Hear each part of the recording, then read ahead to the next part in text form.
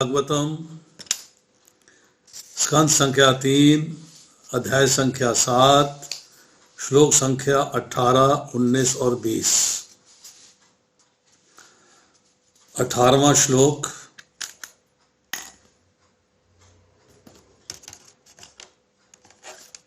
Somebody will like to recite?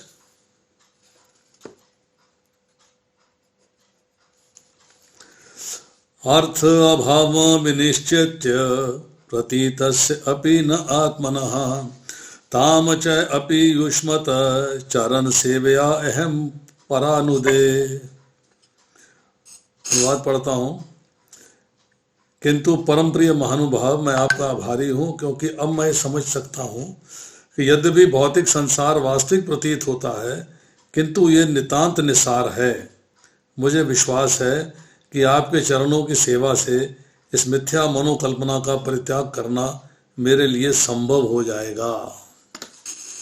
Now, somebody will come, repeat the translation in Hindi and English, then read the purports.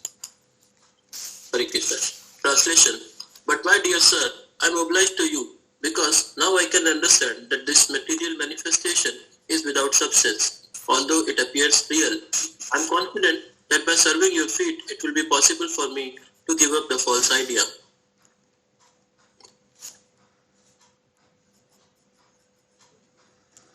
Hindi translation.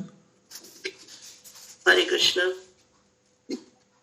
किंतु हे महोदय, मैं आपका कृतज्ञ हूँ, क्योंकि अब मैं समझ सकता हूँ कि यह भौतिक जगत सार रहित है। यद्यपि यह वास्तविक प्रतीत होता है, मुझे पूर्ण विश्वास है कि आपके चरणों की सेवा करने से मेरे लिए इस मिथ्या विचार को त्याग सकना संभव हो सकेगा। Purport. तात्पर्य शीला प्रभुपाद जी के द्वारा। शीला प्रभुपाद जी की जय। बद्ध जीव के कष्ट सतही होते हैं और उनका कोई वास्तविक महत्व नहीं होता। जिस तरह स्वप्न में किसी के सिर को काटने का कोई महत्व नहीं होता। यद्यपि ये कथन सैद्धांतिक रूप में अति सत्य है, फिर भी सामान्य व्यक्ति या आध्यात्मिक पद के नव जिज्ञासु के लिए इसकी अनुभूति कर पाना अतीव कठिन है। किंतु श्री मैत्री मुनि जैसे महान अध्यात्मवादियों के चरणों की सेवा करने से तथा उनकी निरंतर संगति करने से मनुष्य इस मिथ्या विचार को त्याग सकता है कि आत्मा को भौतिक क्लेश भोगना पड़ता है। हरे कृष्ण।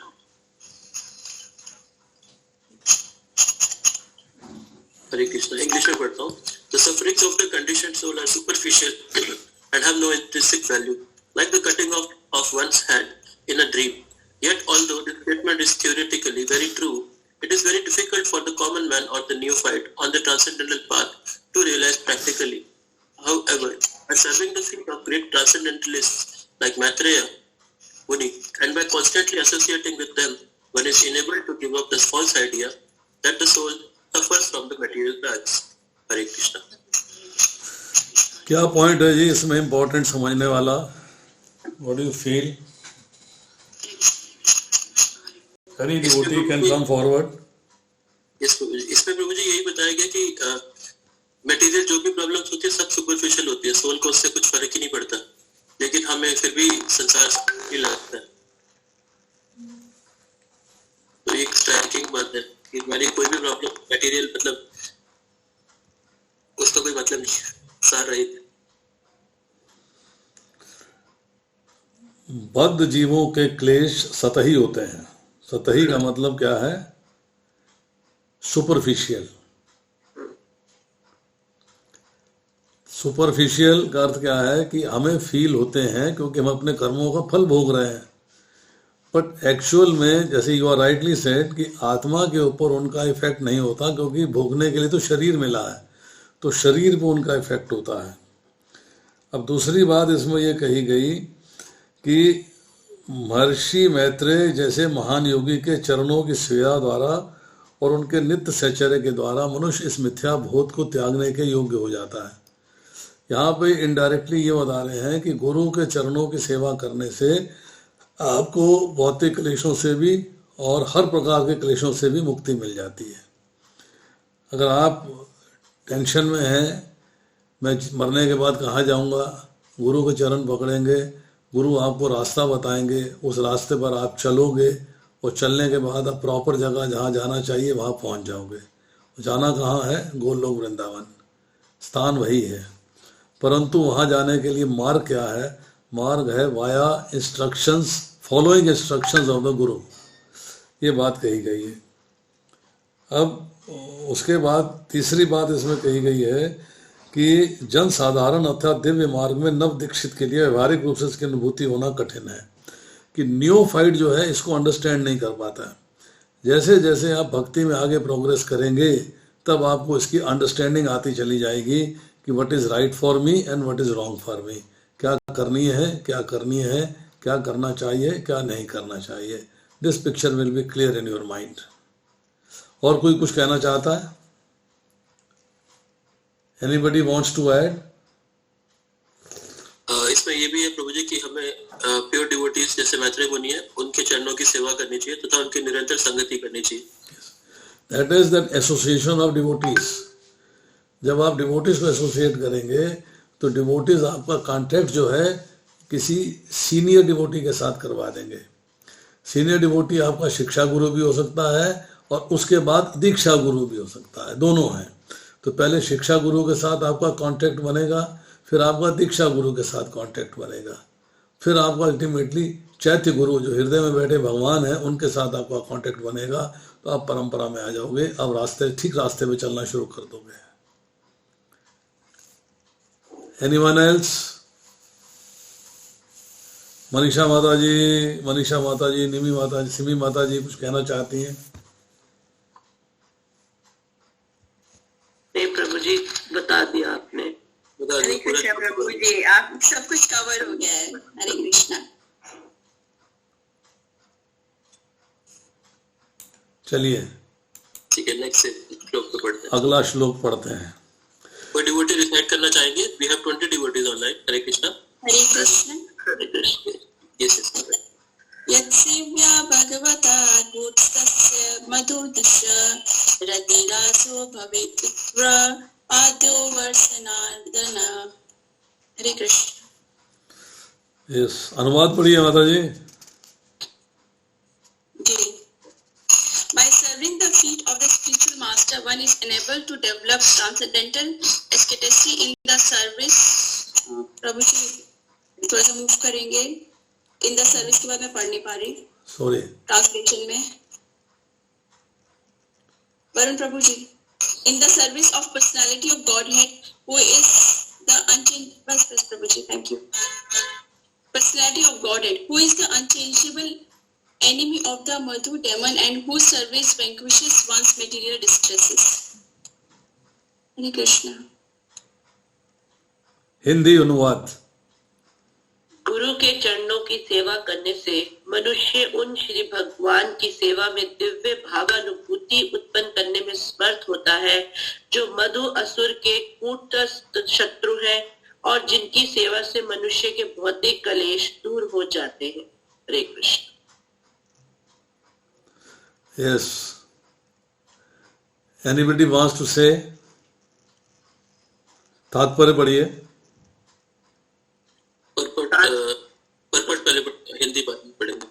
तात्पर्य: श्री मैत्रेय मुनि जैसे प्रामाणिक गुरु की संगति श्री भगवान की प्रत्यक्ष सेवा के लिए दिव्य अनुरक्त प्राप्त करने में परम सहायक हो सकती है।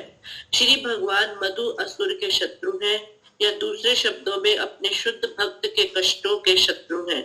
इस श्लोक में रति रास शब्द महत्वपूर्ण है। श्री भगवान की सेवा विभिन्न दिव्य रसों, संबंधों, शांत, दास्य, सांख्य, वात्सल्य तथा माधुर्य में की जाती है।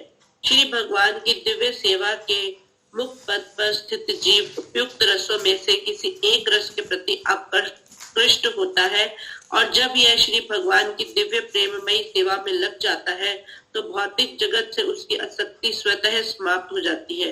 जैसा कि श्रीमद् भगवत गीता 2:59 में कहा गया है, रस वर्जम रस्यो अपस्य परम दृष्टा निर्वर्तते। हरे Krishna. Yes. English. Purport. Any devotee would like to read? I can read, Prabhuji.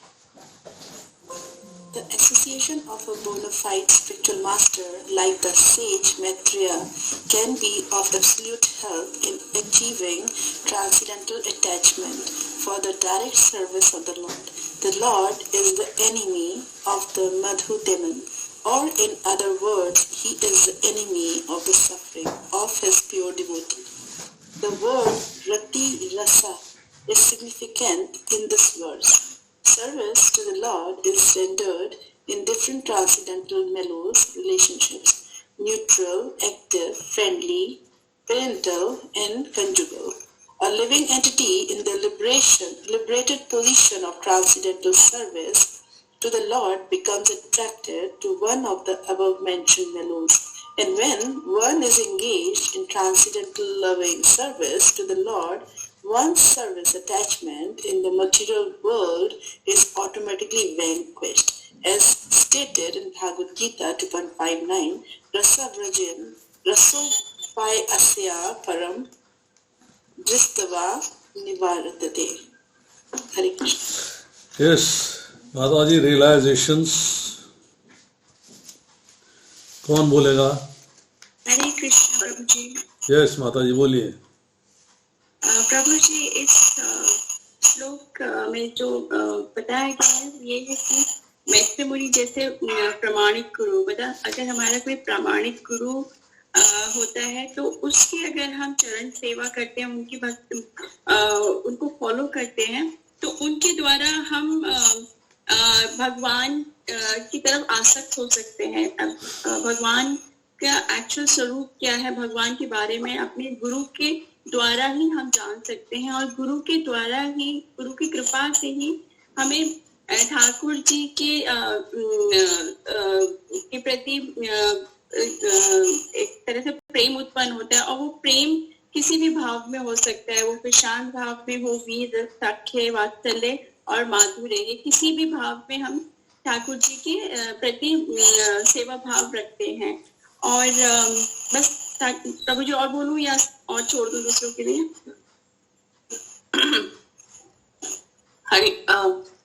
हरे कृष्णा प्रभु जी, मैं इसके बारे में कुछ कहना चाहती हूँ। माता जी नाम बताइए अपना। भावना।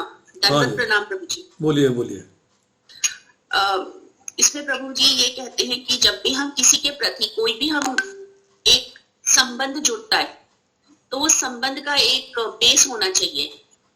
तो वो हम जैसे मैत्रेय मुनि के जैसे गुरु जो होते हैं, उनके सानिध्य में जब हम ईश्वर के प्रति अग्रसर होते हैं या उनका ध्यान करते हैं, या वो हमारे एक जीवन का लक्ष्य बन जाते हैं, तो उसका there are different ways wherein one can get connected.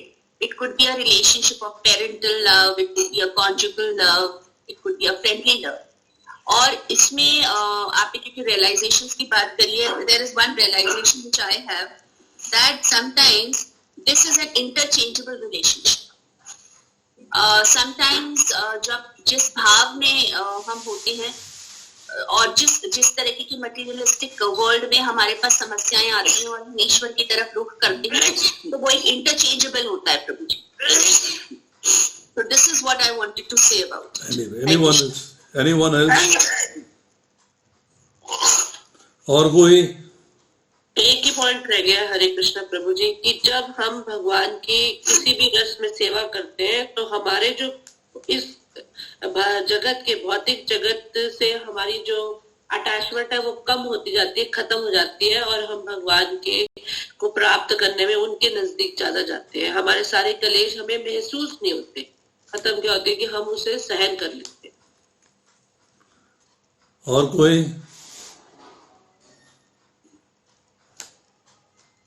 चलिए, महर्षि मैत्रेय जैसे प्रामाणिक गुरु का साक्षात्कार।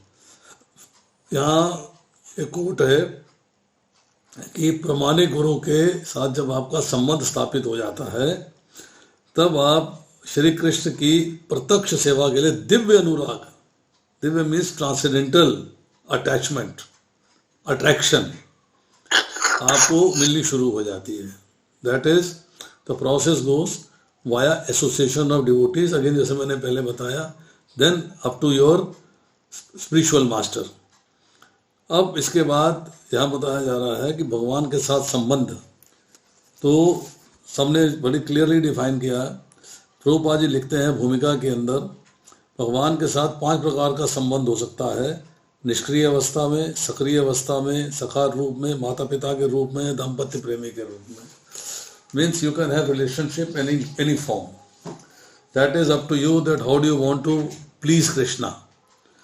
अगर आपने लड्डू गोपाल रखे हुए हैं तो आपको जो है बच्चे की तरह उनके प्रति मोह हो जाता है, वात्सल्य आता है उनके प्रति. छोटा बालक है, इसकी केयर लेनी चाहिए, वगैरह वगैरह वगैरह. तो इसी तरीके से जब जिस भाव में आप आ जाते हो उसी भाव में भगवान सेवा स्वीकार कर लेते हैं. और हमारा आज का भाव क्या है? कृष्ण स्वरूप नित्य कृष्णदास. हमारा आज का स्वरूप है कि हम भगवान के नित्य दास के रूप में हैं. तू सेवक नहीं, मैं सेवक. हम लोग करते क्या? भगवान से सेवा करवाते, मेरा ये कर दो, मेरा ये कर दो, मेरा ये कर दो, मेरा कर. ना, मैं सेवक, तू स्वामी. आप स्वामी हैं, मैं आपका सेवक हूँ, और मैं उस सेवा भाव से आपकी सेवा करूँगा. और मैं उम्मीद करता हूँ कि वो सेवा भाव आपको स्वीकार होगा. बट सेवा भाव कैसा होना चाहिए? As instructed by the spiritual master. अपने मनोधर्म से नहीं, अपनी मर्जी से नहीं. अब इसके बाद लास्ट वर्ड जो है वो है रसवर्जम रसोअप्यस्य परम दृष्ट्वा निवर्तते. कि इस भगवत गीता के दूसरे अध्याय के 59वें श्लोक में कहा गया है, जब उत्तम रस की प्राप्ति होती है तो निम्न रस भूल जाता है. आदमी साइकिल चलाता था, स्कूटर आ गया, साइकिल भूल गया. कार आ गई, स्कूटर भूल गया. मूंग की दाल खाता था, पनीर आ गया तो मूंग की दाल भूल गया. मीन्स जब उसको लगता है कि निम्न है और ये मेरा सुपीरियर है, उसकी फीलिंग है, उसके मन के भाव हैं, तो दूसरी चीज़ को इग्नोर कर देता है. जब आप भक्ति में आ जाते हो, भक्ति में आने के बाद जब भगवान की सेवा में लग जाते हो तो उत्तम रस है. तब आपको निम्न रस, अपना भौतिक संसार को भोगने का रस जो है उनको आप त्याग देते हो. छोड़ो, ये बेकार की बात है, ठाकुर जी की सेवा की जाए. ये बेकार की बात है, ठाकुर जी की सेवा की जाए. तो जब निम्न रस को छोड़ देते हो तो उत्तम रस की प्राप्ति हो जाती है. उत्तम रस में आने के बाद आप भगवान की सेवा में मस्त हो जाते हो, आनंद प्राप्त करते हो. चलिए, श्लोक संख्या 20. Who will recite? Hare Krishna प्रभु. बोलिए माता जी. दुरापा अल्प तपसः सेवा वैकुंठ वर्तमसुहु यत्रोपगीयते नित्यं देवदेवो जनार्दनः. हाँ जी, बताइए. अनुवाद. जिन लोगों की तपस्या अतल्प है वह उन शुद्ध भक्तों की सेवा नहीं कर पाते जो भगवत धाम अर्थात वैकुंठ के मार्ग पर अग्रसर हो रहे होते हैं. शुद्ध भक्त 100% उन परम प्रभु की महिमा के गायन में लगे रहते हैं जो देवताओं के स्वामी तथा समस्त जीवों के नियंता हैं. Hare Krishna. Yes, who will speak तात्पर्य? इंग्लिश में पढ़िए पहले अनुवाद, इसका translation in English. Hare Krishna. Translation: Persons whose austerity is meager can hardly obtain the service of the pure devotees who are progressing on the path back to the kingdom of Godhead, the Vakunthas. Pure devotees engage 100% in glorifying the Supreme Lord, who is the Lord of the demigods and the controller of all living entities. चलिए, कौन बोलना चाहेगा परपट को? English and Hindi. Hare Krishna Prabhu ji. Hare Krishna Prabhu ji. The path of liberation as recommended by all authorities is to serve the Mahatma Transcendentalists. As far as Bhagavad Gita is concerned, the Mahatmas are the pure devotees who are on the path of Vaikuntha, the kingdom of God, and who always chant and hear the glories of the Lord rather than talk of dry, profitless philosophy. This system of association has been recommended since time immemorial. But in this age of quarrel and hypocrisy, recommended by Lord Sri Chaitanya Mahaprabhu, even if one has no assets of favorable austerity, if he nevertheless takes shelter of the Mahatmas who are engaged in chanting and hearing the glories of the Lord, he is sure to make progress on the path back to Godhead. Rich. Yes, Hindi. Hare Krishna. जैसा कि समस्त अधिकारियों ने संस्तुति की है, मुक्ति का मार्ग महात्मा जनों की सेवा करना है। जहाँ तक भगवद गीता का संबंध है, महात्मा जन वे शुद्ध भक्त हैं जो ईश्वर के धाम वैकुंठ चलते हैं और जो शुष्क लाभ रहित दर्शन की बातें ना करके भगवान की महिमा का सदैव कीर्तन तथा श्रवण करते हैं। संगति की यह प्रणाली सनातन से संस्तुत होती आई है, किंतु इस कलह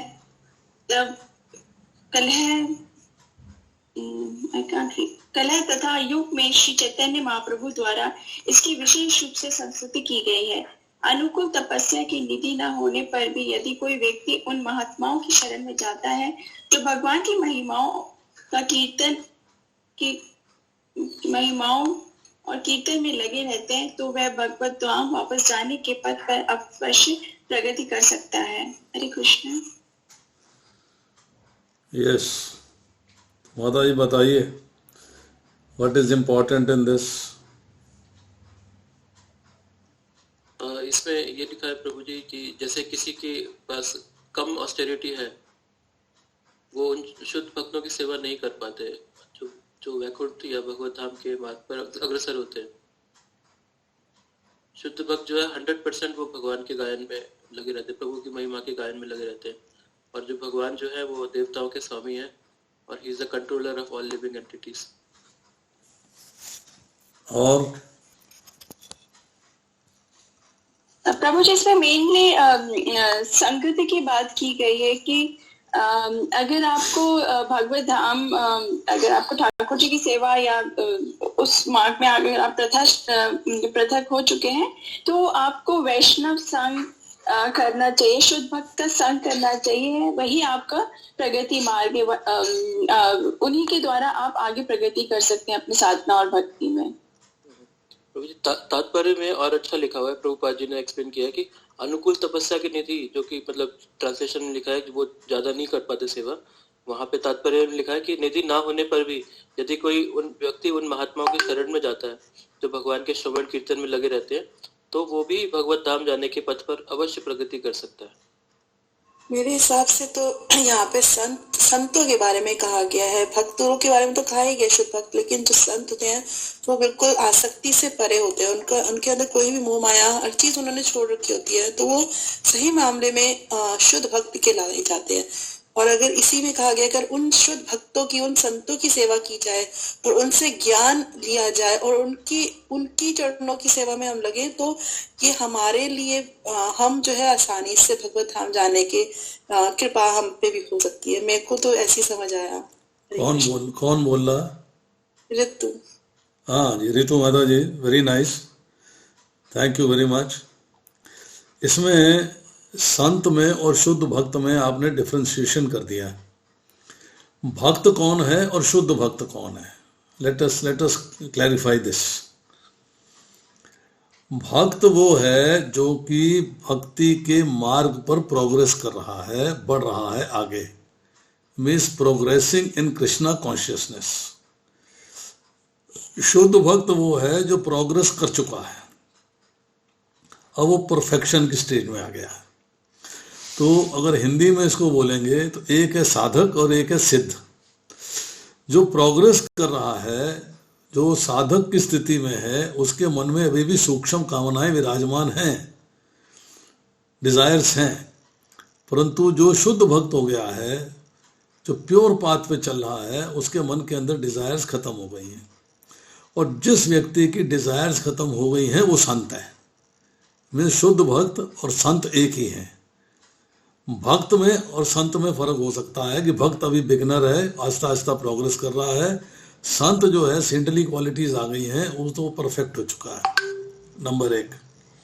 नंबर 2, कि आप स्कूल में भी जाते हो तो टीचर्स का संग करते हो। टीचर्स वो है जो कि गवर्नमेंट ने या आपके स्कूल की अथॉरिटीज़ ने उनकी क्वालिफिकेशन देखते हुए अपॉइंट किए हुए हैं, आप उनका संग करते हो।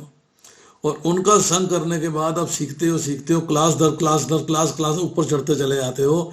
Ultimately you come to a stage जब आपने पूर्ण ज्ञान प्राप्त कर लिया है, मतलब BA कर लिया है, BCom कर लिया है, MA कर लिया है, MCom कर लिया है, PhD कर लिया है, MBA कर लिया है, इंजीनियरिंग कर ली है, डॉक्टरी कर ली है, मतलब आप ग्रेजुअली प्रोग्रेस करते चले जा रहे हो। This is what you get.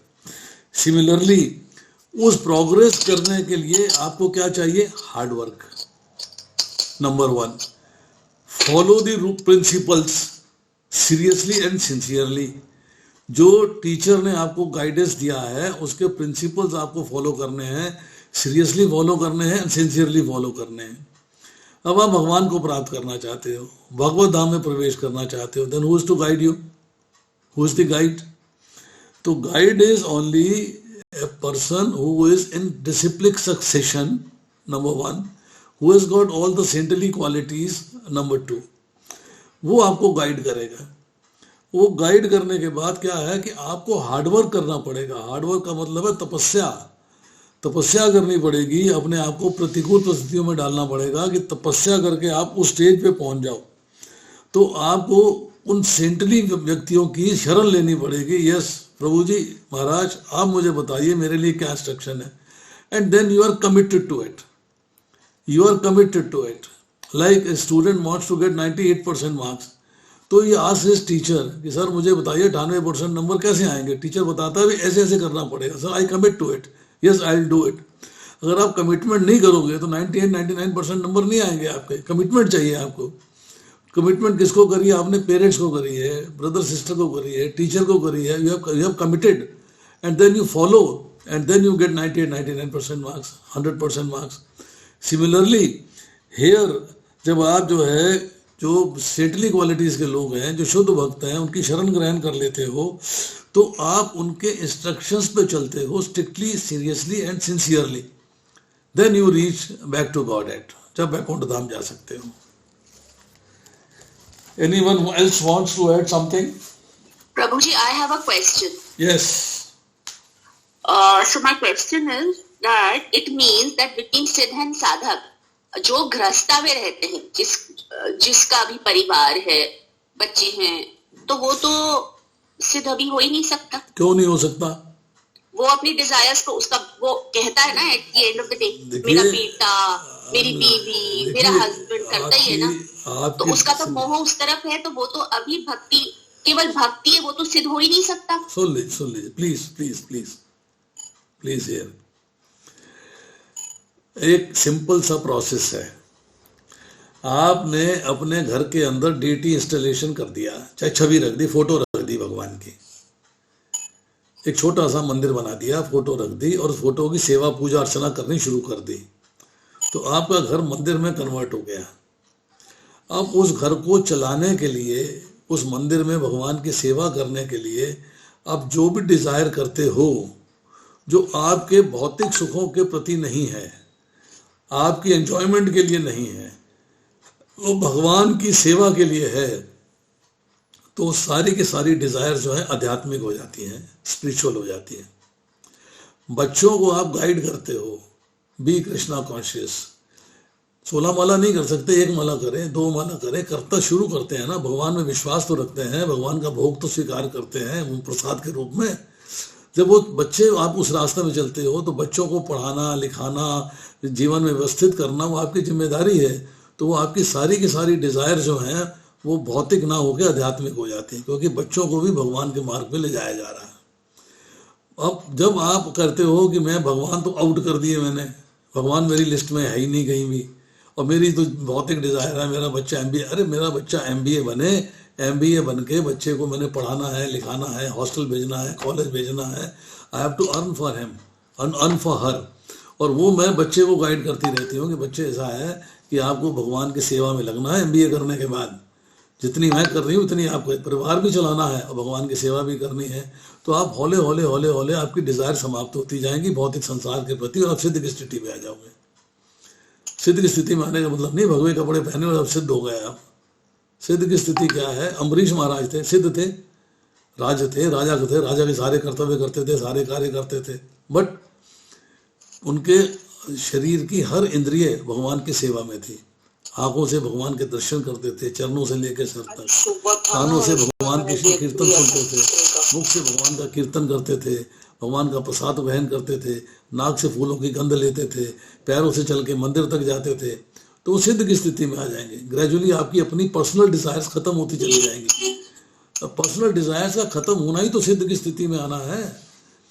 अब परिवार को चलाने की डिजायर थोड़ा खत्म कर दोगे, हाँ उनको कृष्णा कॉन्शियसनेस के मार्ग में लगाना है, ये अपना कर्तव्य समझ के, अपनी ड्यूटी समझ के उसको चलाना है।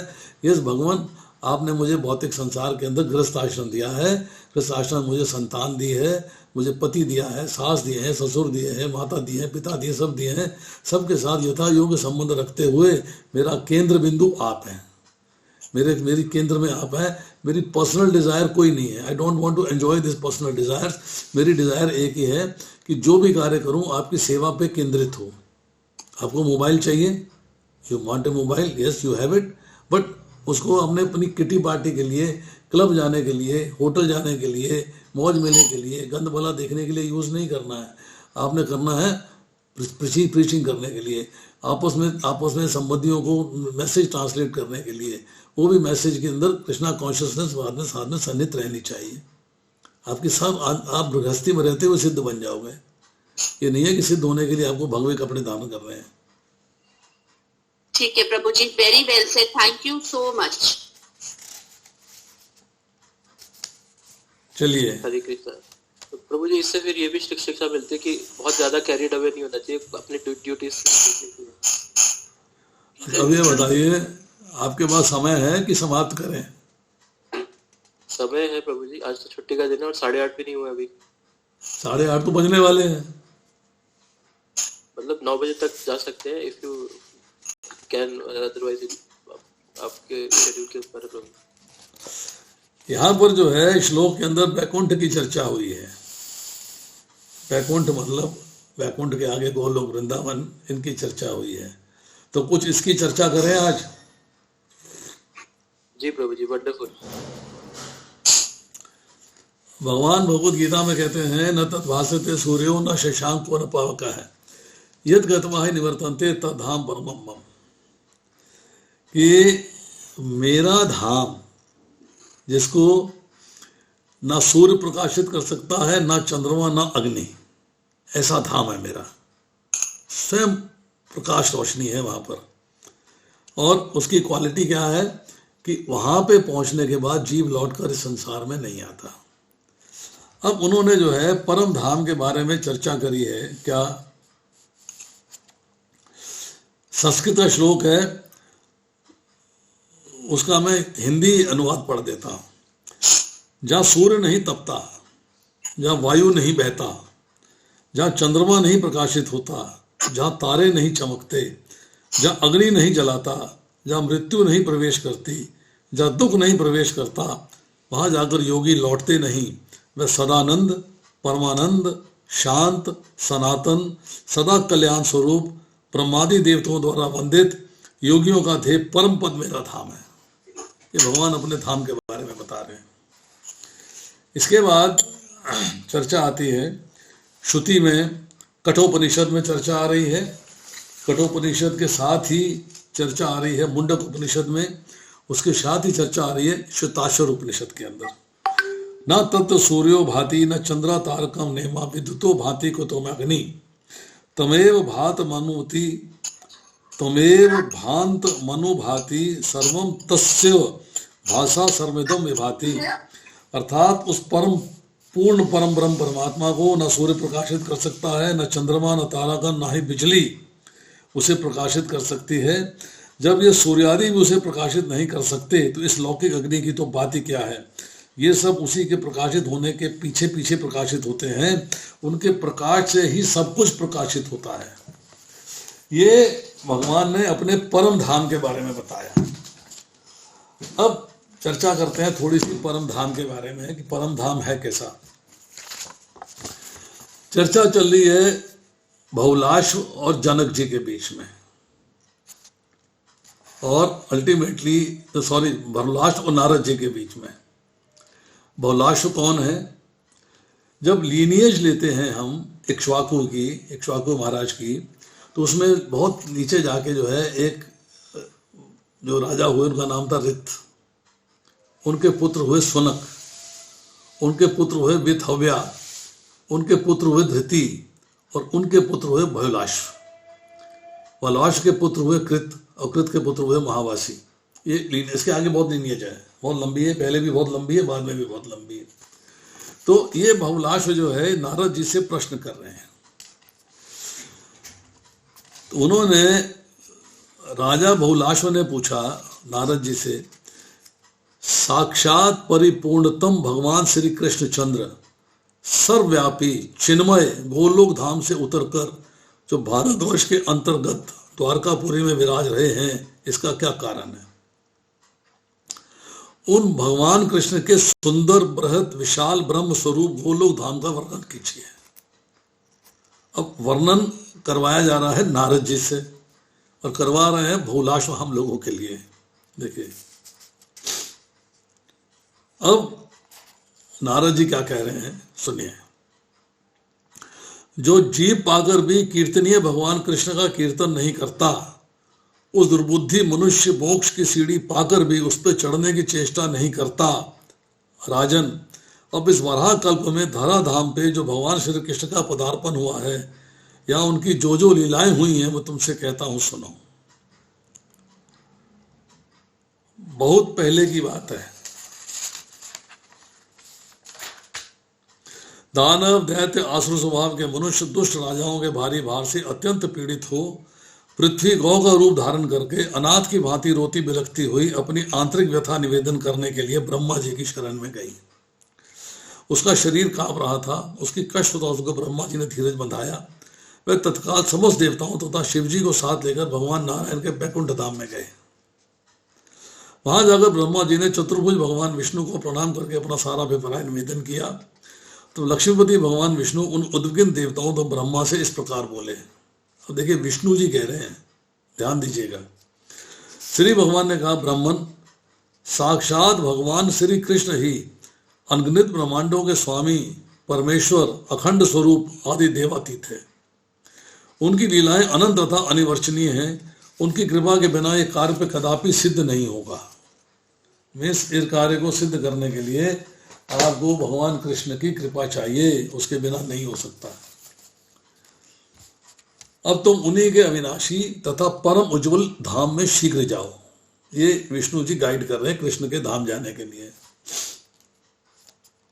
ब्रह्मा जी कहते हैं, ब्रह्मा जी का आंसर सुनिए। कहते हैं, प्रभु आपके अतिरिक्त कोई दूसरा भी परिपूर्णतम तत्व है? हम तो आप ही को परिपूर्णतम मानते हैं कि आप ही सबसे बड़े हैं। ये मैं नहीं जानता। यदि कोई दूसरा उत्कृष्ट परमेश्वर है तो मुझे उसके लोक का दर्शन कराइए। अब उनके लोक के दर्शन करना चाहते हैं। कहते हैं ब्रह्मा जी ने जब ये कहा तो भगवान विष्णु ने संपूर्ण देवताओं सहित ब्रह्मा जी को ब्रह्मांड के शिखर पर विराजमान गोलोक धाम का मार्ग दिखाया। भगवान विष्णु मार्ग दिखा रहे हैं। वामन भगवान के पैर के बाएं अंगूठे से ब्रह्मांड के शिरोभाग का छेदन हो जाने से जो छिद्र द्रव हुआ, जैसे ब्रह्म द्रव नित्य अक्षर नीर से परिपूर्ण था, सब देवता उसी मार्ग से वहां से नियत जलयान द्वारा निकले और ब्रह्मांड के ऊपर पहुंचकर उन्होंने सब नीचे की ओर ब्रह्मांड को तुम्बे की तरह देखा, जैसे एक टेंट होता है। इसके अतिरिक्त अन्य भी बहुत से ब्रह्मांड उसी जल में इंद्रायण फल के सदृश इधर उधर लहरों में लुढ़क रहे थे। ये सब देखकर देवताओं को विस्मय हुआ, वे चकित हो गए। वहां से करोड़ों योजन ऊपर 8 नगर मिले। उनके चारों ओर दिव्य चरादीवारी शोभा बढ़ा रही थी और झुंड के झुंड रत्न आदि मय वृक्षों से उन पुरियों की मनोरमता बढ़ गई थी। वहीं ऊपर देवताओं ने विरजा नदी का सुंदर तट देखा, जिस पर विज्जा की तरंगें टकरा रही थी। वह तट प्रदेश उज्जवल रेशमी वस्त्र के समान शुभ्र दिखाई देता था।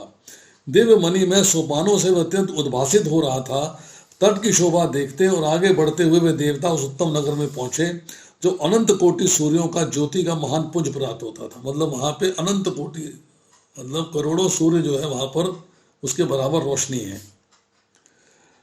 तट की शोभा देखते हुए देवता उस उत्तम नगर में पहुंचे जो अनंत कोटि सूर्यों के ज्योति का महान पुंज जान पड़ता था।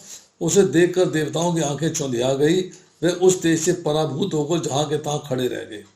तब भगवान विष्णु की आज्ञा अनुसार उस तेज को प्रणाम करके ब्रह्मा जी उसका ध्यान करने लगे। उसी ज्योति के भीतर उन्हें एक परम शांति में साकार धाम दिखा। उसमें परम अद्भुत कमल नाल के समान धवल वर्ण 1000 मुख वाले शेष नाग का दर्शन करके सभी देवताओं ने उन्हें प्रणाम किया। राजन, उस शेष नाग की गोद में महान आलोकमय लोक वंदित गोलोक धाम का दर्शन हुआ, जहां धाम अभिमानी देवताओं के ईश्वर और गन्नाशीलों में प्रधान काल का भी कोई वश नहीं चलता। वहां माया भी अपना प्रभाव नहीं डाल सकती। मन, चित्त, बुद्धि, अहंकार 16 विकार तथा महत्व भी वहां प्रवेश नहीं कर सकते। 3 गुणों के विषय में तो कहना ही कहा। वहां कामदेव के समान मनोहर रूप, लावण्य शालिनी, श्याम सुंदर विग्रह श्री कृष्ण पार्षदा द्वारपाल का कार्य करती थी। तो द्वारपाल जो है भगवान के धाम की, वो भी जो है काम के समान है, मतलब काम रूप के समान है, अर्थात कामदेव के समान है। देवताओं के को द्वार के भीतर जाने के लिए उद्यत देकर उन्होंने मना किया, वे अब अंदर जा रहे हो, डोंट गो। तभी देवता बोले, हम सभी ब्रह्मा, विष्णु, शंकर नाम के लोकपाल, इंद्र आदि देवता हैं, भगवान कृष्ण के दर्शनार्थ आए। नारद जी कहते हैं, देवताओं की बात सुनकर उन सुखियों ने, जो कृष्ण की द्वारपालिकाएं थीं, अंतःपुर में जाके देवताओं की बात कह सुनाई। तब एक सखी जो शतचंद्रानना के नाम से विख्यात थी, जिसके वस्त्र पीले थे और हाथ में बैत की छड़ी लिए हुई थी, बाहर आई, उनसे अभिष्ट प्रयोजन पूछा कि आप कौन हो, कहाँ से आए हो। यहाँ पधारे हुए आप सब देवता किस ब्रह्मांड के निवासी हैं, शीघ्र बताइए, तब मैं भगवान श्री कृष्ण को सूचित करने उनके पास जाऊंगी। देवताओं ने कहा, हो, बड़े आश्चर्य की बात है, क्या अन्य ब्रह्मांड भी हैं? हम तो उन्हें कभी नहीं देखा।